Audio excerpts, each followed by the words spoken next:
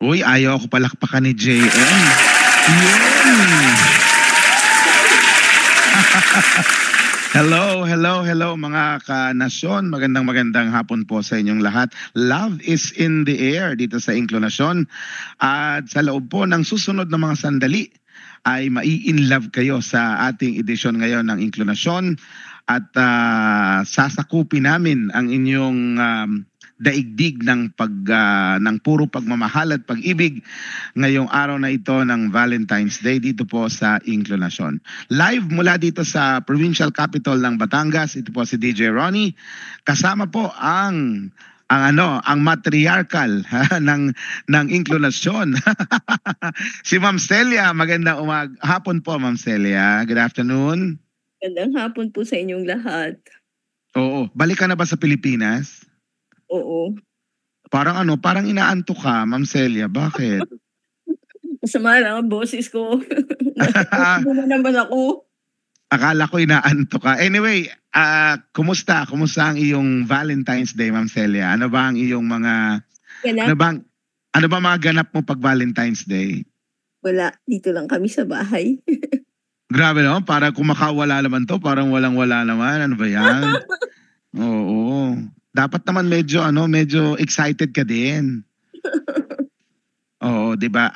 Ano ba yung pinaka Ma'am Celia, ano yung pinaka nakakakilig moments mo nung mga panahon kani-kanina nung early days o kaya mga ganitong panahon, anong mga kilig moment for you for these days?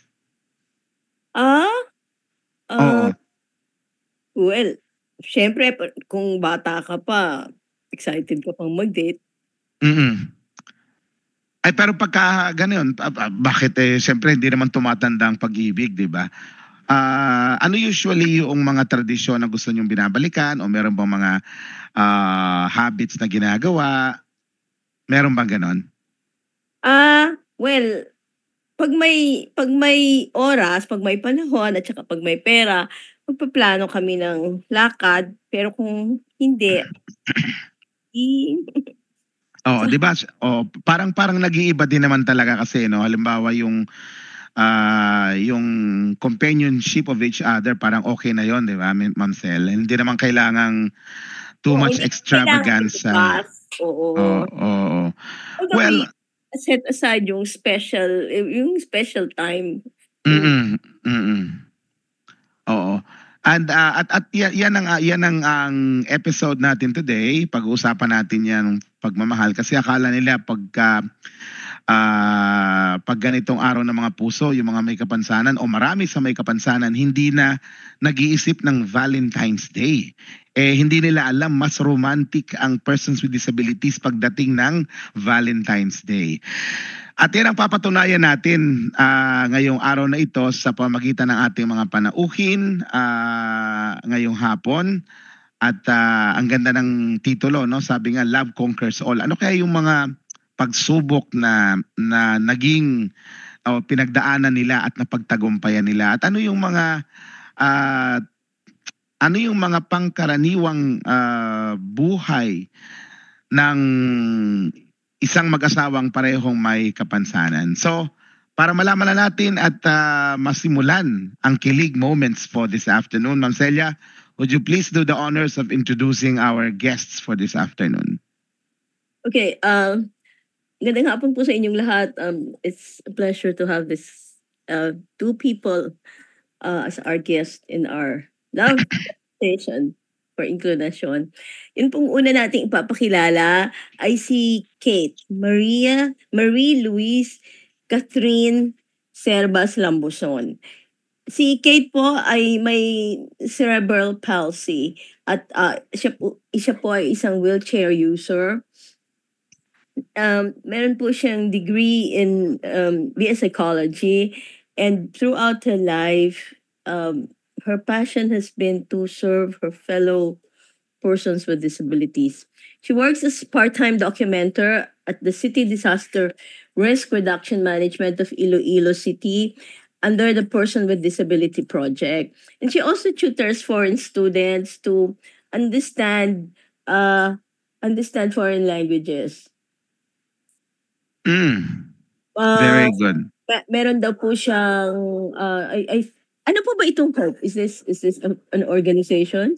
She It's said, a small foundation for yeah, collaborating with other agencies for the projects for persons with disabilities. okay, because she said she has found blessings of hope together with family and closest friends to help the different sectors in the community. Welcome to Inclunacion, Kate. Hello.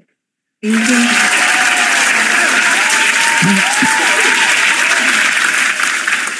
Ang ipakikilala po naman nating susunod ay ang kanyang kabiyak, si John Kian Lambuson. Si Kian po has a condition of polio and wheelchair user din po siya. Ang kanya pong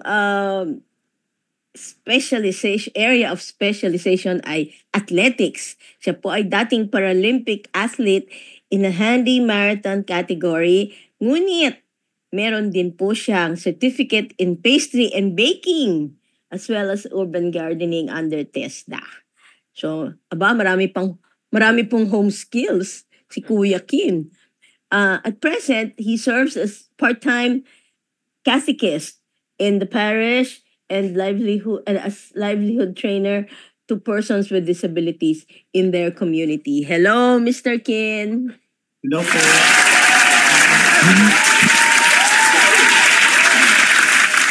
Okay. Go. Okay. So, thank you very much, Miss Celia, sa iyong magandang magpapakilala. Ako gusto ko simulan yung kwentuhan natin sa pamamagitan ng pagsishare niyo sa ating mga tagapakinig. Halimbawa, ikaw, Kin, how would you describe Kate? I-describe mo nga, ilarawan mo nga si Kate sa ating mga tagapakinig. Go ahead, Kin.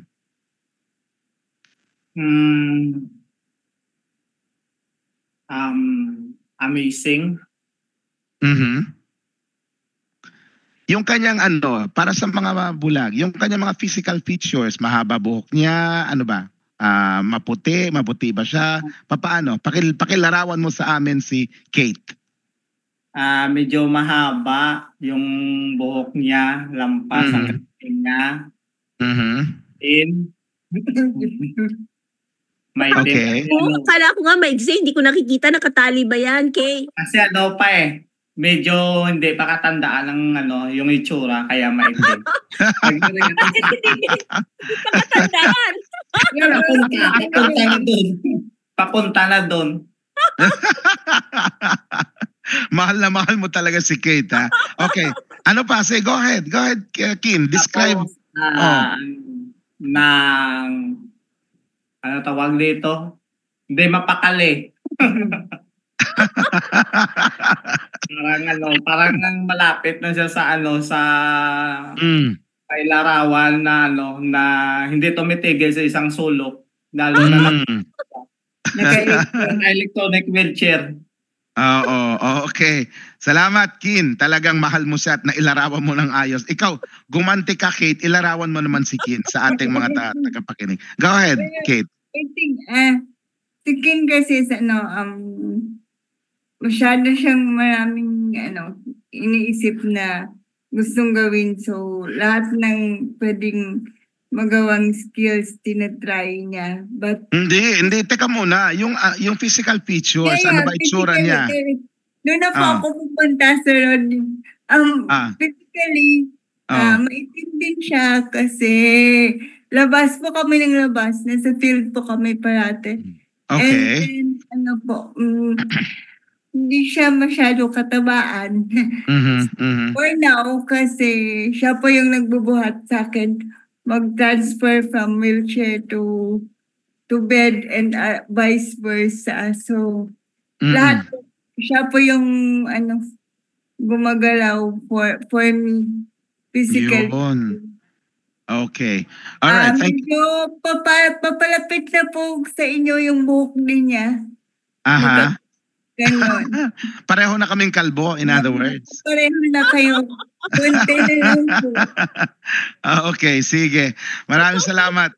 Maraming salamat, Kate and Kin. Yun lang, talagang ito, pasimula pa lang, Ma'am Celia, kita na natin kung gaano. Parang ang saya nila sa kanilang bahay, no? Kung magbiruan sila, whatever. Nafe-feel natin yung kanilang pagka-ease sa bawat isa. Yung parang sanay na sanay nila, hindi na nila iniisip kung baka magalit or masaktan, mga ganyan. But siguro simulan natin muna dun sa kabataan. Paano mo ilalarawan ang iyong kabataan, Kin?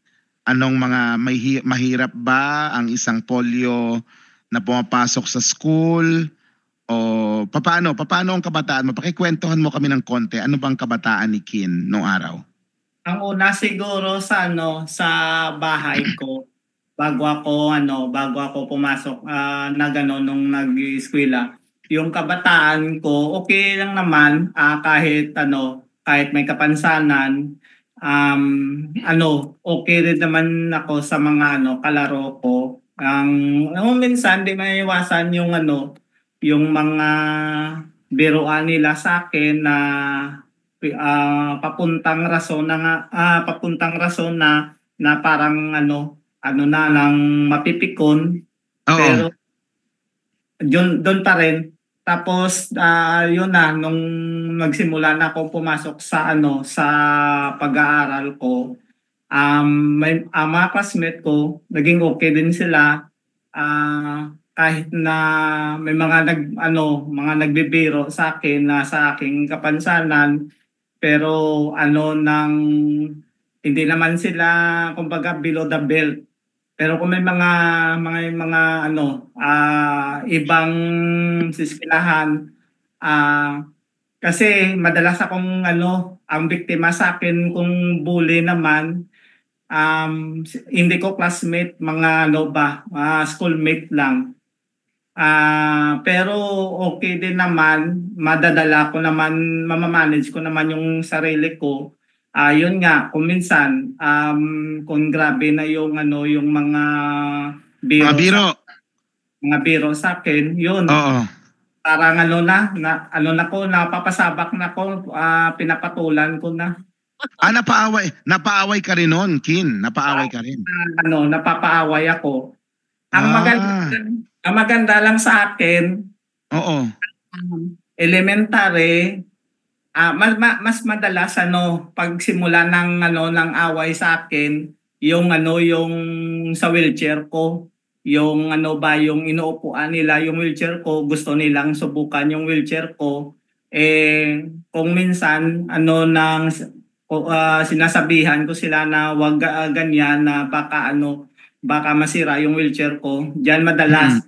Pero kung pag binibiro nila ako sa aking tinutokso nila ako sa aking kapansanan, kung minsan hindi gaano yung pagmula ng gulo kasi hindi ko naman sila pinapansin.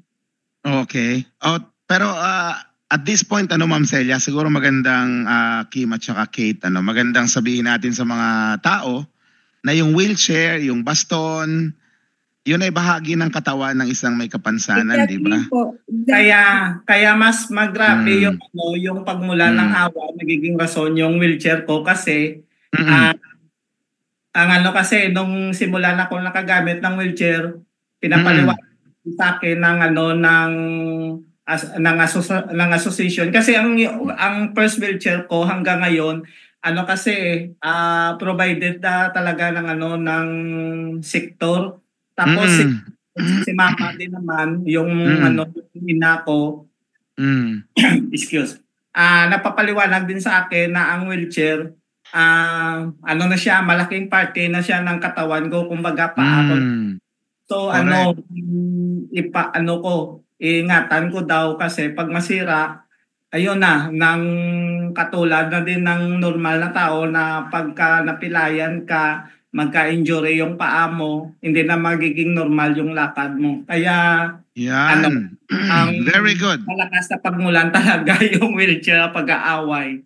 Correct. Yan ang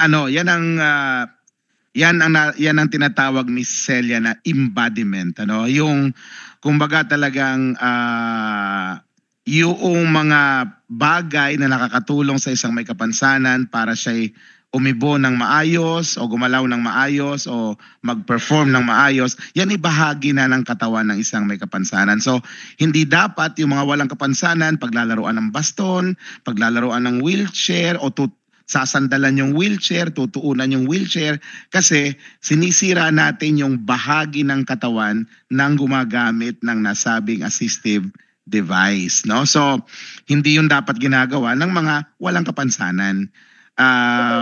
Dahil Okay, sige Ronel. sige po, lalong-lalo na Ma'am Celia. Lalong-lalo na sa school kasi yung mga bata hindi nila naiintindihan yon. So importanteng malaman ng mga teachers para masabihan, ma-orient niya yung mga estudyante about it. Kasi yung estudyante once nanggaling sa teacher, alam mo na talagang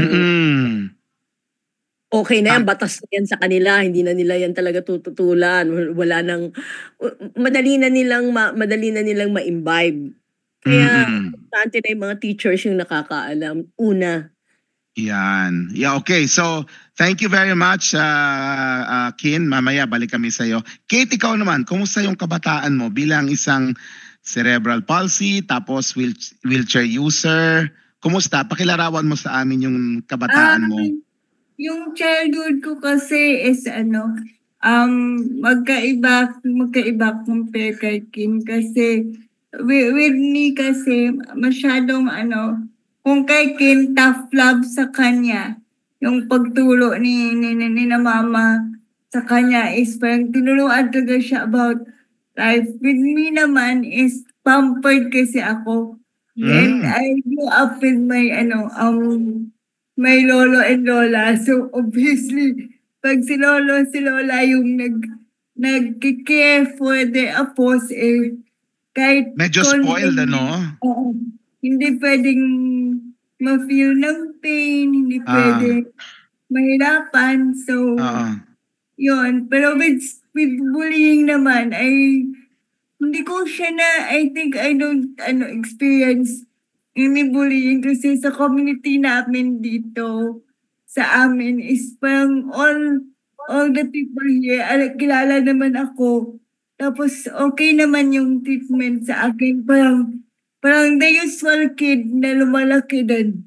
I was able to play with other kids. Parang yung mga games nila na a-alter nila sa akin para maka-join ako. Parang regular childhood din, masasabi ko.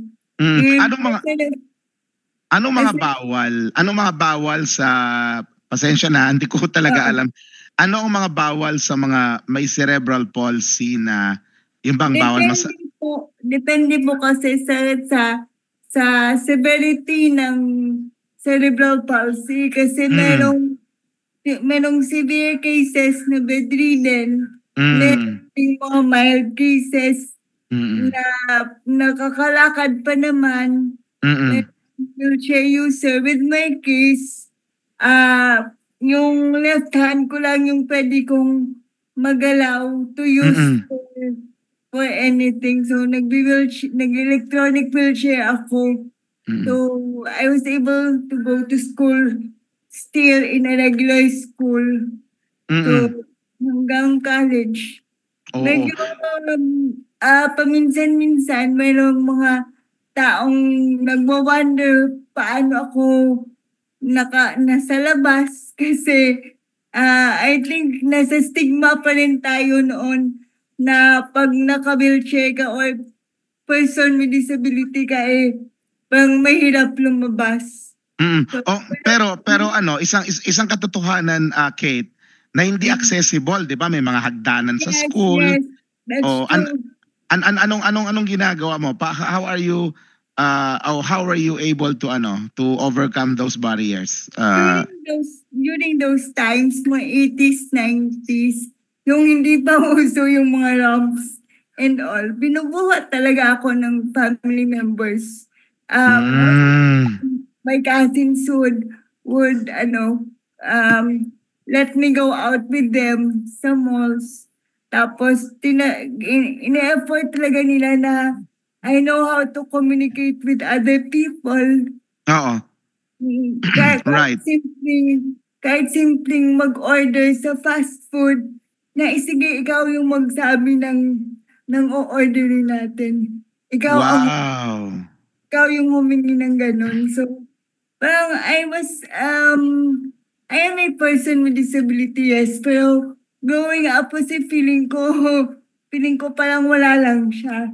Kasi Mm-mm. sa paligid ko, hindi naman nila na iniisip na ganun ako. Parang lahat naman na-alter siya. Like Okay. for example, sa Chinese garter, I don't know if the younger generations know about it. Chinese garter. Kaya na lang ni Ma'am Celia ang may alam ng Chinese garter. Kasi before, siyempre Oo. naglalakad sila lahat. Yung sa Mm. akin naman, if I want to join, I'll just hold the other end of the rubber Okay. band. So Okay. I can say that I was able to join. Mm. Natataya para na parang naglulundag or nagdi-jump over the garter. Parang ganun. So parang hindi mo siya talaga mafe-feel masyado na kulang or hindi ka enough. Yun. May kapatid ka ba? Do you have siblings? Yes po, pero 19 years yung gap namin. Only 25, I guess 26. Isa lang? Apo, I was able to have a younger sister when I was in first year college. So close Ah. yung mga kaibigan, yung circle mo ay mga pinsan, mga cousins. Elder cousins. Okay. That's a very good growing up environment for you. And swerte Oo. no? Kasi yung mga kalaro, yun talaga yung magbibigay sa'yo ng sense of belonging. Alam mo yung mga anak ko, when she was growing up, ganun din kasi nakatira kami noon sa Malabon. So hindi sa isolated na mga neighborhoods, yung mga subdivision. Kaya yung mga bata, kasama niyan lumalaki yung mga pinsan niya, and she was like you, hindi siya pinaramdam na may kapansanan siya. So ibang-iba talaga yung feeling ng lalaki ka na pareho nila.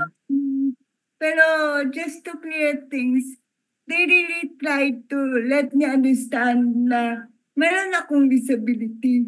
It just that so happened na hindi daw dapat siya i-deal so much kasi reality naman kasi na yun. So parang what we can do is move forward and do what we have to do na lang. Yun. And so, moving forward, Kate, Kin, moving forward, dahil ang pinag-uusapan natin ngayon ay araw ng mga puso, pupunta na tayo doon. But before that, Kin, ano ang kwan? Ano ang mga paano ka na motivate na kumuha ng maraming skills, mag-aral ng iba't ibang mga napag-aralan mo? Bakit sino nag-motivate sa iyo para kumuha ng mga ganong mga kaalaman? Ako din po. Mm. Nung una, ang una ko talaga nung wala pa ako tapos ng high school, iniisip ko na siguro na lang ako, electronics na lang ako. Mm. Kaya nung pumasok ako ng TISDA, kasi nung high school, active na talaga yung yung matunog na talaga yung pangalan dito sa amin ng TISDA. Yun, ang pagkatapos ko ng high school, tumuloy na agad ako ng TISDA. Nag-enroll na talaga ako ng TISDA Electronics. Tapos kasi isip ko na baka kasi mahihirapan ako sa college. Nang siguro iniisip ko na kung magbo-vocational lang ako, kasi sabi ko pag naka-college ako, pag makatrabaho, parang parehas din yan na ano, kahit vocational lang na may skill lang ako, makakatrabaho pa rin ako. Kaya yun. Oo. Pero pumasok ba sa isip mo na mag-aasawa ka, magpapamilya ka? Nung araw gusto mo na yon o nagkataon lang? Nangangarap din ako ng bagay na yan. Pero nung panahon na sa pagtatapos ko ng high school, inisang tabi ko muna yung bagay. Pag-ibig. Kasi sabi ko muna, Karir muna, karir. Career muna kasi sabi ko kung may kukunan lang ako ng pera, ipon muna bago pupunta na sa bagay na yan. Okay. Ikaw naman, Kate, naisip mo ba na gusto mo magpamilya, gusto mong mag-asawa? Ano ang Naisip lang po kung seryoso. Pero I never thought that I will go into such relationship na magpapakasal talaga kasi parang nasa isip ko kasi yung point na wala naman may makakagusto sa iyo. Oo. Oo. Dami din kasi akong one of the boys kasi ako, Sir Ron. Okay. Most of my friends are boys, lalo na sa sector. Malapit ako. Hindi ako sa mga friends namin. That's the reason why din po na nagkakilala kami ni Ken. It's because Yun. sa sector nga meron naman akong friends na mga babae pero mas nakaka-connect ako sa boys kasi yung best friend ko talaga from childhood is lalaki din. Okay. Kayo talaga nagkilala. Yun talaga, Teacher Ron, yan. ang pag-ibig. Yun. Okay. Alright. Sige, until one day, nagkakilala na kayo ni Kin, Yes.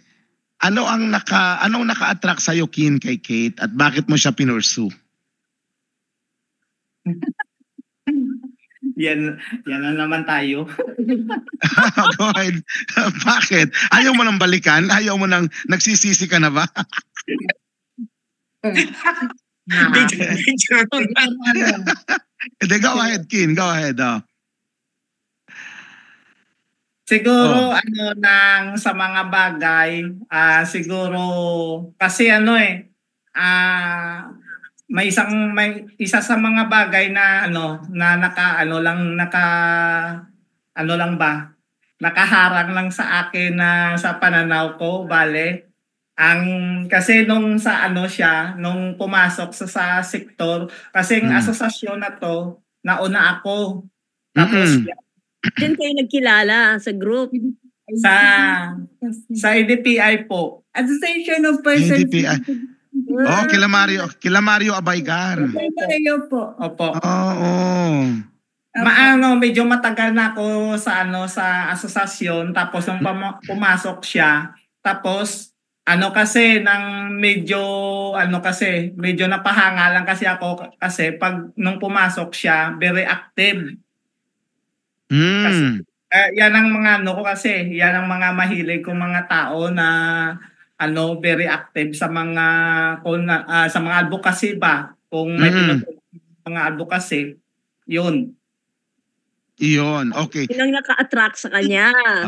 Ikaw naman, Kate, anong naka-attract sa'yo kay Kin? Yung love language niya, yung service.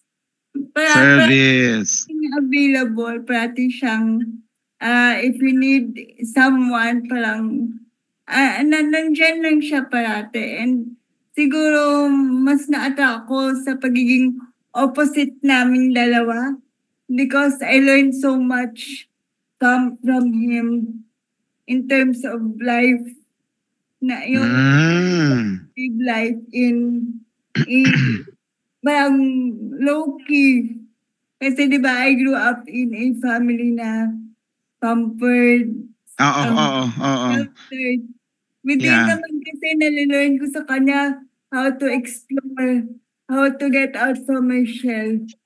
Wow! Gusto ko yan. How to get out of your shell. And kumbaga ay, anong tawag doon? yung best mo ay naipalabas niya sa iyo. Tama, di ba? Wow naman. Sana all, Ma'am Celia, di ba? Oo. Makita mo, hindi mo nakikita pero kung makikita nyo silang dalawa, ay mapapansin ho ninyo talaga yung pagkakaiba ng kanilang personality. Because si Kin, talagang makita mo siya, parang very independent yung dating niya. At parang si Kate naman, parang napaka-sweet at ang tawag mo ba doon? Yun, person-oriented. Oo, parang malapit siya sa mga tao. But si Ken, I think tama yung sinabi mo. He looks very strong and very, very, very good with giving service to other people. Tatanong ko lang, Kin, kasi nakita ko, nag-aral ka nga magluto at saka mag-bake. Ano yung favorite na dish mo na lulutuin for Kate? Yun, oo nga. Papo ako. Tumaba ako nung first few years namin. Ano yung pinaka-gusto mong lutuin for her? Oo, ano ba yung mga pinapaluto niya sa'yo? Sa Tagalog. Fried rice. Fried rice! Madam, isa yan sa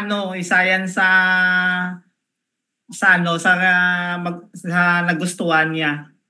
Fried rice na yung kasali. Ano daw ang ingredient? Anong sinasabog mo sa fried rice? May kasama? Kahit ano, basta wag lang ang mga bawal sa kanya. Halimbawa yung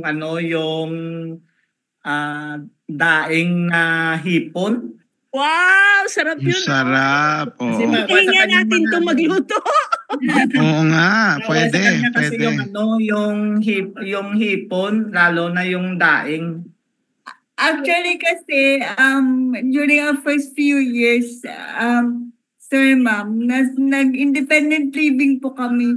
We have our own house for 6 years. So, lahat sa kanya yung trabaho ng household from laba, luto, linis. Ano lang sa'yo? Ano lang sa'yo? Kain! Kain, tulog.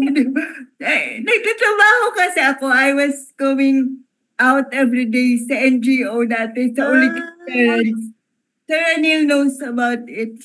So, yun so siya yung kumaga house husband. So, pero si Kin, hindi siya nagtrabaho as cook or as baker?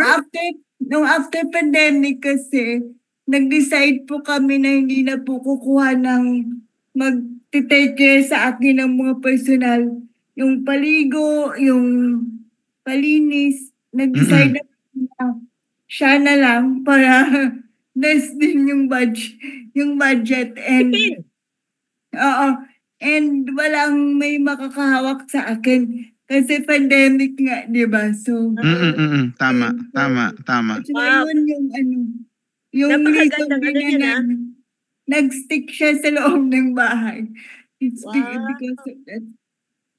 Yun, di ba, Ma'am Celia? Yan ang teamwork, Miss Celia. Yes, saka hindi lang teamwork, ha?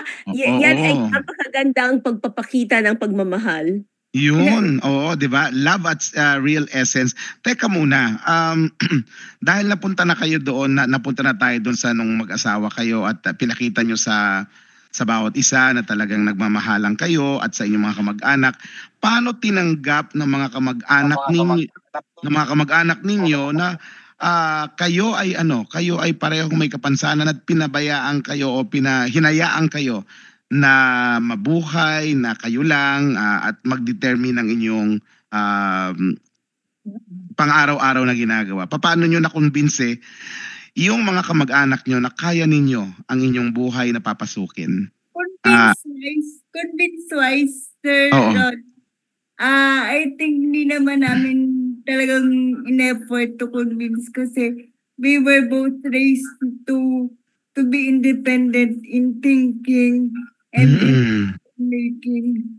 So whatever we decides, they just give us their opinions, their suggestions, but in the end, kami pa rin po kasi ang nagde-decide kung tutuloy kung hindi. So, in that case, nagka-move po kami ng bahay kasi malayo po yung bahay namin ng parents ko sa Ulikid Center. Sa NGO na pinagtatrabuhan ko before. So, and luckily, or should we say, blessed po kami na we have this couple friend na nag-migrate sa Singapore na may bahay sa near. So kayo na ang tumitira ngayon dyan sa bahay ng friend mo? Bumalik po kami. Bumalik po ako dito kina dad sa Singapore. But we were staying in Molo District before for 6 years. Okay. And gaano katagal na kayong kasal nga, 4 Kin? years plus 4 years. Tapos 4 years din kami naging boyfriend-girlfriend bago kami magpakasal.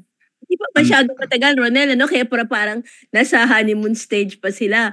Kaya nga, oo. Very, very sweet pa yung kanilang Oo, 4 years ang engagement nyo, tapos 4 years kayo nang pinakasal. Tinatry lang po ng best namin to work things out. Kasi syempre, hindi naman madali ang buhay. Okay.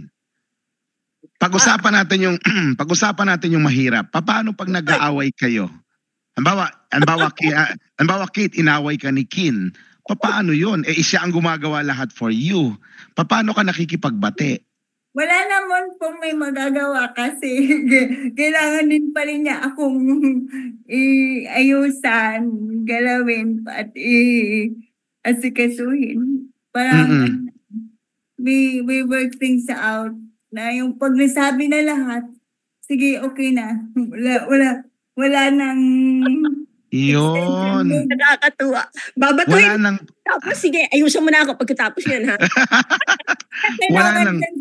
Hindi na kailangan sabihin. Nagagawa na po, Ma'am Celia. Oo. Wala nang pride, Ma'am Celia. Kumbaga, si Kin, isa na sa isang tabi niya yung kanyang galit. Kasi kailangan niyang ayusan si Kate, kailangan niyang lutuan, kailangan niyang iayos. Pero dito hindi na nakakaluto kasi dito kami sa bahay. Oo. Okay, Kin, anong mga adjustments ang ginawa sa bahay niyo, physical adjustment para magkasya yung dalawang wheelchair? Anong kailangang may mga kinailangan bang tanggalin o ayusin sa bahay? Paano ginawa ninyo para yung dalawang wheelchair ninyo ay hindi masyadong nagiging issue sa pang-araw-araw na paggalaw niyo diyan sa bahay niyo? Ang sitwasyon sa bahay nung hindi pa kami nakalipat dito, ipasok mo muna sa yung si Kate, ipasok muna sa loob ng bahay, tapos transfer po sa sa folding bed. Higaan. Tapos pag naka-transfer na siya, nandiyan naman yung yung mesa na nandiyan yung na nakaset na yung yung mesa niya. Tapos pag na-transfer, ipapalabas ang yung wheelchair. Kasi yung wheelchair ang kumbaga nakapack yung wheelchair sa siya sa sala. Tapos nandun na rin ang sa akin. Ako naman, kahit wala akong wheelchair, okay. Nakakagalaw ka. Oo. Meron kang saklay, Ken? Meron ka bang ginagamit na saklay pagka tumatayo ka? Hindi po. Hindi kaya. Hindi po kaya ng ng saklay. Ganon? Hindi ka talaga nakakatayo? Hindi po. Pero nang pag wala akong wheelchair, pamilya kayo po sa tinatawag na duckwalk? Duckwalk daw, Ma'am Celia. Parang nakaupo siya. Pero sa akin yung tinatawag dito sa Iloilo, katin-katin. Okay. Si Sir Anel maka-explain. Si Sir Anel siguro makaka-explain yan. Pero Sige nga. yung sa English, ang term ng tawag sa akin na na kung paano ako lumakad na walang wheelchair ay duck Oo. Ano yun, Ken? Bali, nakaupo ka ba sa sahig? O meron ka bang inuupuan na maliit na bangko or what? Hindi po. Nakatungtok. Ang yung kamay, ang yung paa ko, nakalapag pa rin sa nakalapag pa rin sa head Floor. o Oo. tapos inupuan ko lang siya. Inuupuan Parang mo. nakabaluktot lang yung tuhod ko. Nakapatong. Nakabaluktot. Okay. Tapos yun ka, parang nag-move ng, okay. Tapos para Kamay mo yung ginagamit mo, kamay. para makahakbang yung paa ko, ang kamay ko nakahawak sa mga daliri ng paa ko. Halimbawa yung kanan ko, ang kanan ko nakahawak sa kanan ko ring na Paa. na daliri na sa paa, sa talampakan. Para maiangat ko yung paa ko gamit ang hakbang ko. Doon din sa kaliwa. Wow. Okay. Meron bang training for that? Meron ba talagang specialized training for that, Kim? Pwede siya kung Kasi pinagturo sa'yo. Hindi, pero ito ikaw lang sa sarili mo kung paano ka maka-adapt, no, Kim? Opo, parang pamaraan ko nung bata pa ako. Oo. Parang natural na lang yung galaw Kasi ko nung bata ko, pa ako. baka meron talaga mga specialized na training for that para maturuan nila yung mga may mga ganitong Iba. yung mobility. Kasi po bentaha, may malaking advantage po 'yan sa mga sa mga lumpo na hindi ang uri ng kanilang galaw ay parang nandun talaga yung puwet sa ground. Kasi ang disadvantage po diyan ay pag mabasa yung ground, mababasa din ang yung pang-ibaba na suot mo. Oo. Tama yun. Yun ang advantage sa aking lakad kasi yung ko lang paa o kaya tsinila, sapatos lang yung yung mababasa, yung madudumihan kasi nakaangat yung yung puwet ko. Okay. Parang Wala ba Parang duck. Yeah, yes, wala kayong wala kayong kasambahay, Kin? We chose not to have anymore. Ako mula nung bata meron, pero nga nung nag-start yung pandemic, we decided not to get one anymore. Kasi nga po, budget-wise and masyadong risky na po that time. Oo. Yeah. To get another. Tapos nasanayan na rin lang din ngayon. Okay. Yes, Kin, go ahead. Tapos go ahead. Po pag lumalakad ako, halimbawa itutulak ko siya sa wheelchair, kaya ko siya itulak. May rampa naman kasi yung yung bahay. Itutulak ko siya paakyat ng loob na ng bahay. Pwede ko siya itulak na humahakbang pa rin yung kahit na hindi ako naghahawak sa talampakan ko, humahakbang yung yung talampakan ko na sunod pa sa galaw na habang tinutulak ko yung wheelchair. Okay. Yun. Tama talaga yung Ha? Ano naman, Celia? Sumusunod siya dun sa motion ng wheelchair. Okay, sumusunod sa and yun ang larawan ng pang-araw-araw niyong buhay simula nung magka-pandemic, 'di ba, no? Sayang sa mga susunod na edisyon ng ating inklinasyon, Kate at saka Kin, pag-usapan natin yung foundation ninyo, pero yung paglalarawan ninyong dalawa sa buhay niyo bilang mag-asawa at pareho ninyong ginusto at pareho ninyong pinaninindigan, sa akin that's amazing. First time kong ginamit yung salitang yun dito sa inklinasyon because dalawa kayo talaga na nagtutuwang. Ito yung talagang partnership through thick and thin, di ba? Sa ngayon, Kin, meron ka bang pinagsisihan sa mga desisyon mo na si Kate ang pinili mong katuwang ng iyong buhay? Sa akin, parang wala naman. Wala naman. Oo, simula pa yung simula pang bago ko sa liligawan, ano na ko na kasi minsan yung karakteristik ng pag-iisip ko, minsan advance eh. Oo, tama 'yon. Oo, oo. Napaisip na ko na pag ito yung yung napangasawa ko, grabe yung challenge Challenges. yung Oo. mga yung mga galawan ba. Oo. Ng pang-araw-araw na to na tawag nito, may mahihirap na sitwasyon sa sa aking galaw. Pero sabi ko, kung siya, wala na ako doon magagawa kasi ginusto ko kasi noon pa man sa akin, pag may mga bagay na gusto kong gawin, makikita ko na na may mga mahihirap. Pero makakagawa ka ng paraan. Napapaisip na ako na kahit mahirap, ito yung gusto ko eh. Siguro nung pumasok na ako sa sitwasyon, yun na, naisip na nang hanapan ko na lang yan ng paraan. Ang galing. Kasi makita mo talaga sa face niya, Ronel, meron siyang character at saka yung determination. Very good, Ken. Gusto ko lang itanong sa inyong dalawa, ano yung pinakamahirap na problema na kinakaharap ninyo bilang mag-asawa na parehong may kapansanan? Siguro, Kate, ikaw muna.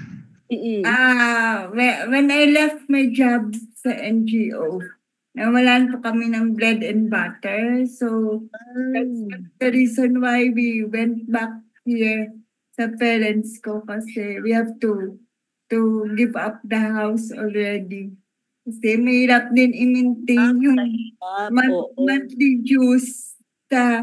Pero kasi yung pinaka-challenge kasi is you work together, yung differences nyo.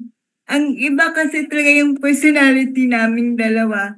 And yung mindset din namin dalawa is iba din yung nasa both end poles po kami pag sa mindsetting. Pero one thing I really appreciate is that we know exactly when and how to meet halfway. Yun. Napakaganda noon, Ma'am Celia. Meet halfway, di ba? Pwede kayong mag-away, pwede kayong magsagutan, pwedeng may mga differences, but you have to know how to meet halfway. Diba? Yung magkita sa gitna at yun ang kadalasang dahilan ng mga mag-asawang nag-aaway, mga may pride, hindi sila nakikita sa gitna, hindi nila nakikita yung saan ba yung pwede yung pagkasunduan. Ano ha? Napakaganda. Walang pagbibigayan. Walang pagkakaunawaan. Very good. Now, dahil, ewan ko, but Ma'am Celia, we are running out of time ngayon, but Teka muna, bago ka umalis, si Kim muna parinig. Kim, sige, oo. Ano yung problema, biggest problema ninyong dalawa na nakaharap or kinakaharap bilang mag-asawang may kapansanan? Teka.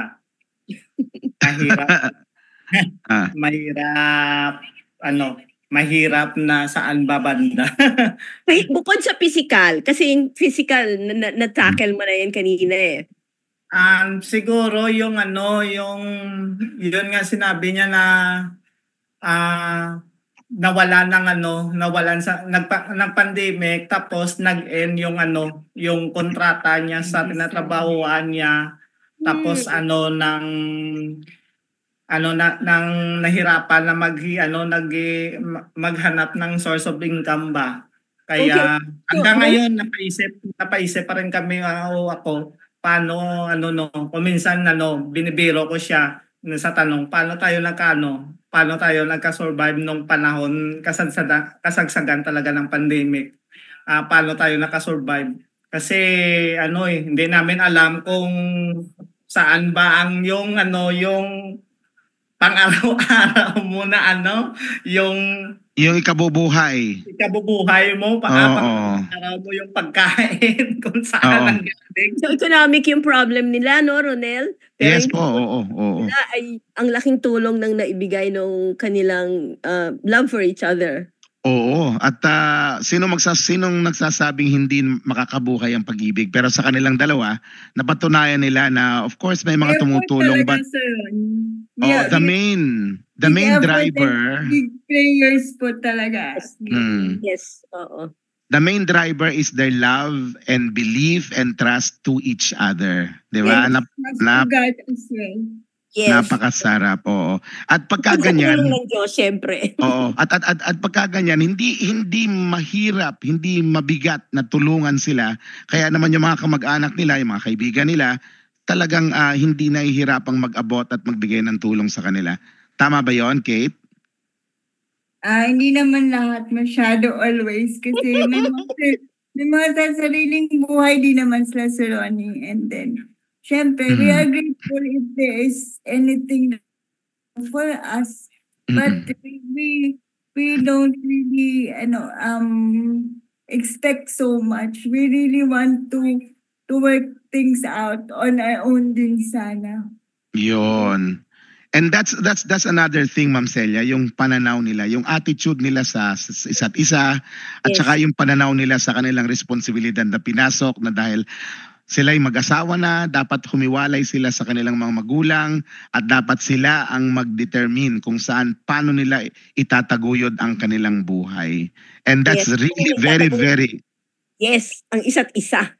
Very commendable and very nakakainggit. Sana lahat ng di ba? Sana lahat ng partnership ay tulad ng sa inyong dalawa.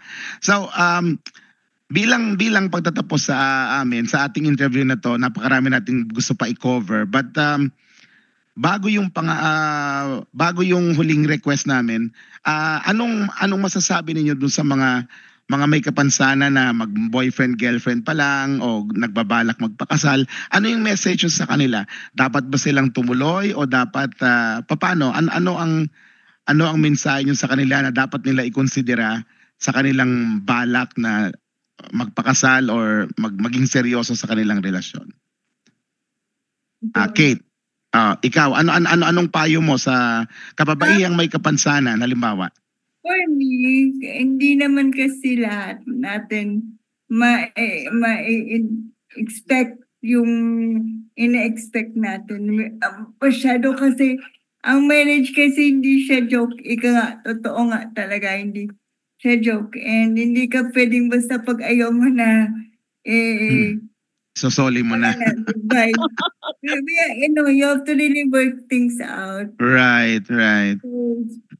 Kung papasok kayo sa isang relationship or into marriage already, you have to think really so hard and pray for it. Kasi kung hindi, siguro early days pa lang mag-give up na. Kasi challenge ng isang married couple is very hard. How much more kung persons with disabilities tayo, mas double yung challenges sa atin. Kasi hindi pwedeng tayong dalawa lang ang mag-workout. Kasi nga limited yung movements, limited yung accessibility ng economic-wise, health-wise. So, kailangan ready kayo emotionally, psychologically, financially, and of course, spiritually. Kailangan. And one thing kasi sa amin ni Kin is, ang yung faith namin is more stronger than the love that they think that we have. So, kung hindi kinakaya, mas nag-hold on kami sa faith more than the love na sinasabi ng iba. Okay, very good. Very nice. Kin, ikaw naman very briefly, ano ang advice mo sa mga kasi tayo mga kalalakihan, ang laki ng responsibilidad natin sa pagpapamilya. Anong payo mo sa mga kalalakihang may kapansanan na papasok sa pinasukan mo, sir? Sa akin, kung gusto na o seryoso na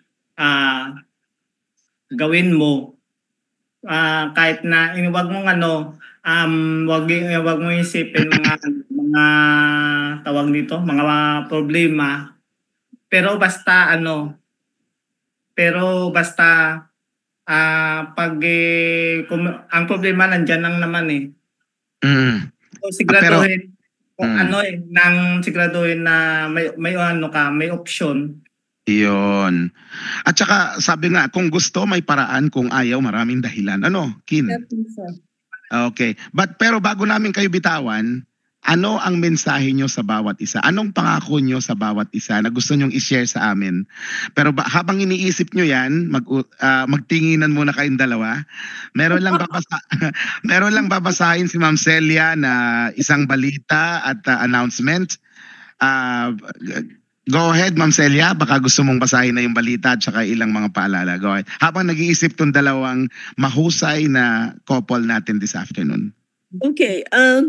Para po sa ating Inklo Balita ay nais ho sana naming bahagi sa inyo itong Camp Pag-ibig 2025. Ang kanila pong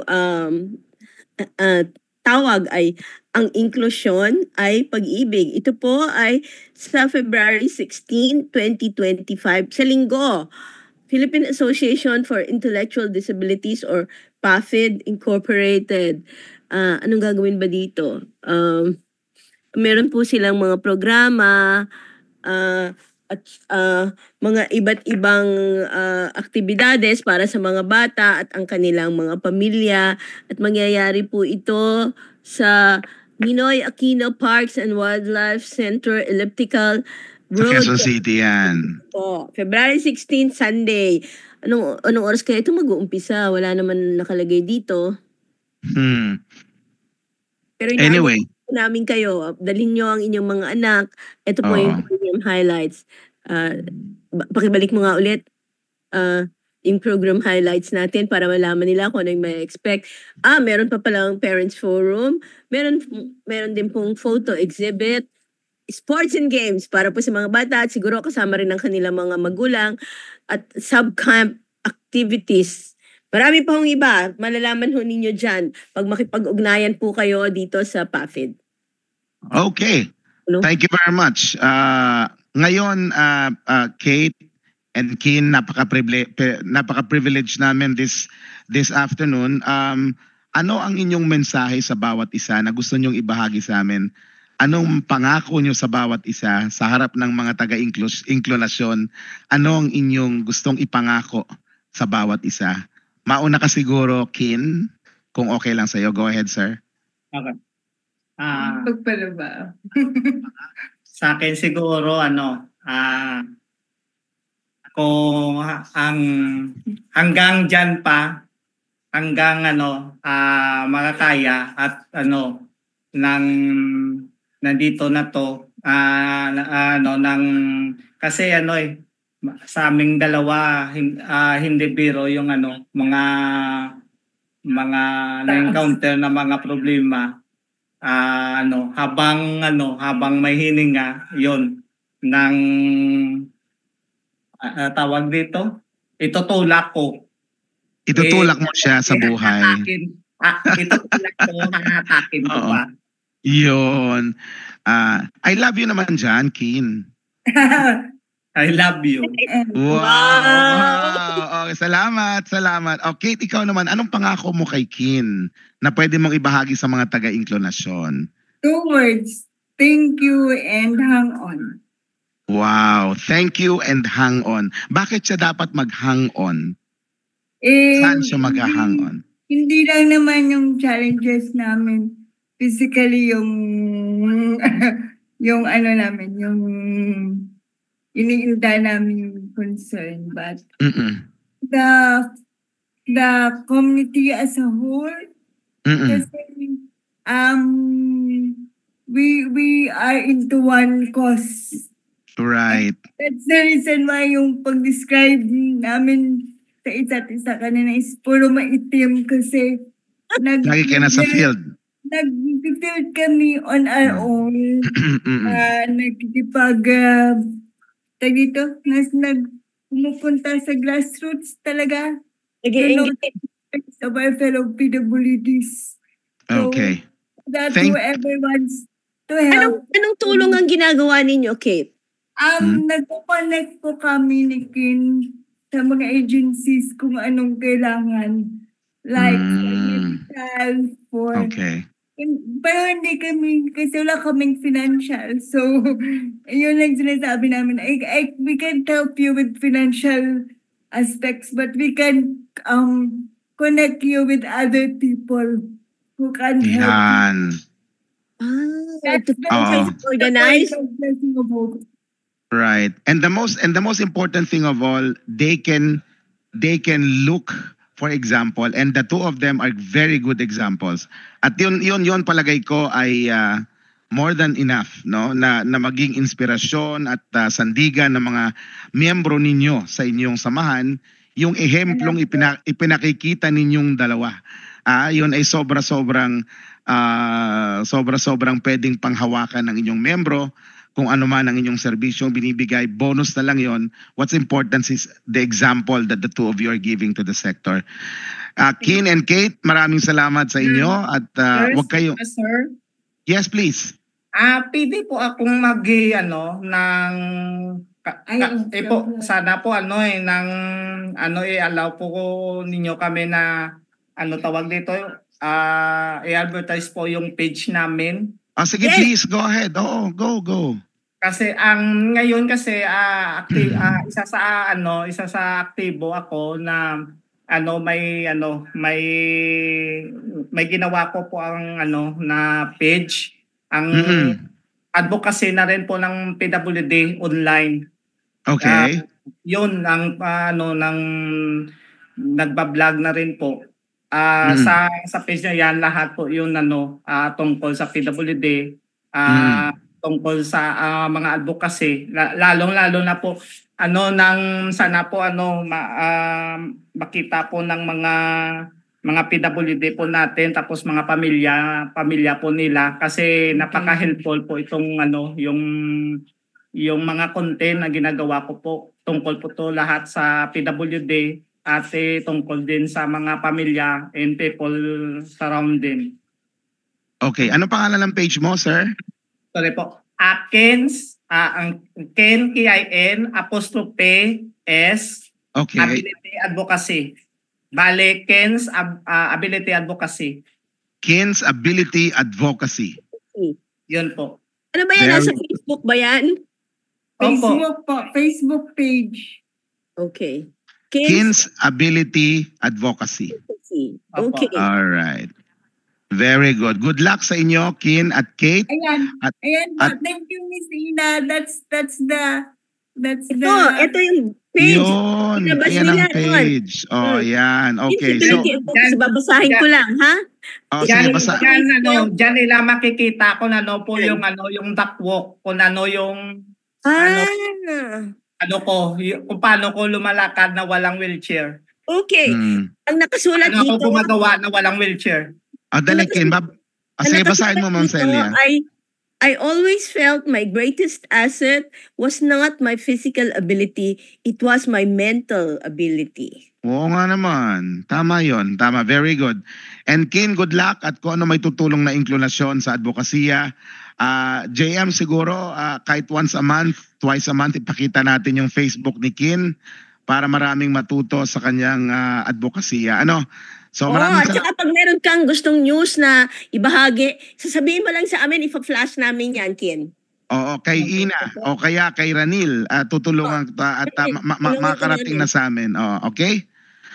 Alright, so bago tayo magtapos ang atin po mga public service announcements, JM, go ahead please.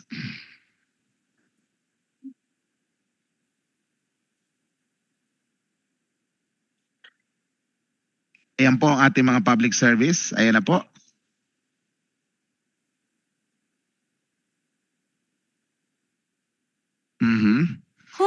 skills, gain experience, contribute to a meaningful cause.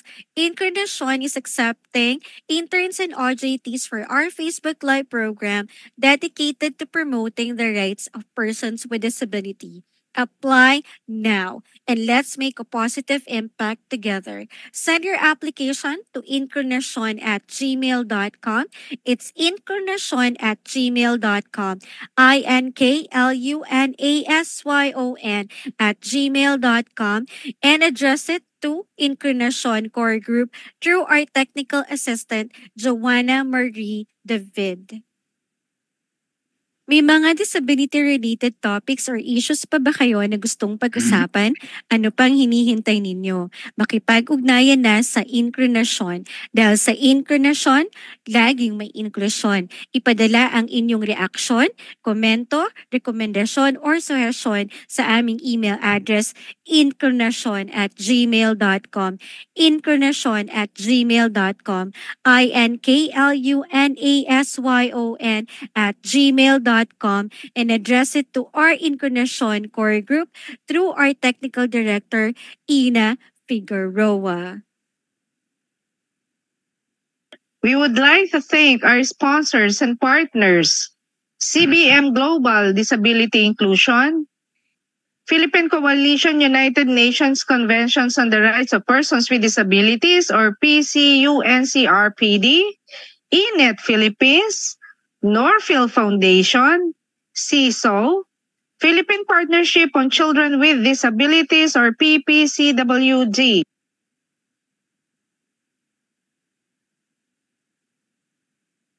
Philippine Partnership on Children with Disabilities or PPCWD, Liliane Funds, Deafblind Support Philippines or DBSP, Philippine Chamber of Massage Industries for the Visually Impaired or PCMIVI, Provincial Government of Batangas, PIDAO Pangasinan, Regional Associations of Women with Disability or RAWWD Region 1, Mabini Movement, and of course, the ASEAN Enabling Master Plan 2025 Coalition.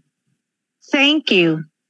All right, thank you very much. At Ma'am Celia, napakasaya ng ating Valentine's Day sapagkat mas dumoble ang ibig sabihin ng pag-ibig. At itong ehemplo ng dalawang magsing-irog nating panauhin ay nagpakita ng talagang tunay at dalisay na pagmamahal. So, thank you very much sa nag-assemble ng ating mga guests. Very inspiring at very realistic ang kanilang ipinakitang halimbawa. So yung po ang isang kakaibang anyo ng pag-ibig. Oo, at ito'y ipinamumuhay araw-araw. At yun ho talaga siguro ang tunay na ibig sabihin ng pag-ibig. Ipamuhay mo araw-araw ang iyong sakripisyo at ang inyong kaligayahan. Ayan, para makita ng buong mundo. Okay, sa ngalan po ng buong pangkat na Inkarnasyon, isang maligaya, makahulugan na araw ng mga puso po sa inyong lahat. At huwag niyong kakalimutan, inklusyon, Inkarnasyon, Now. now na. Maraming salamat.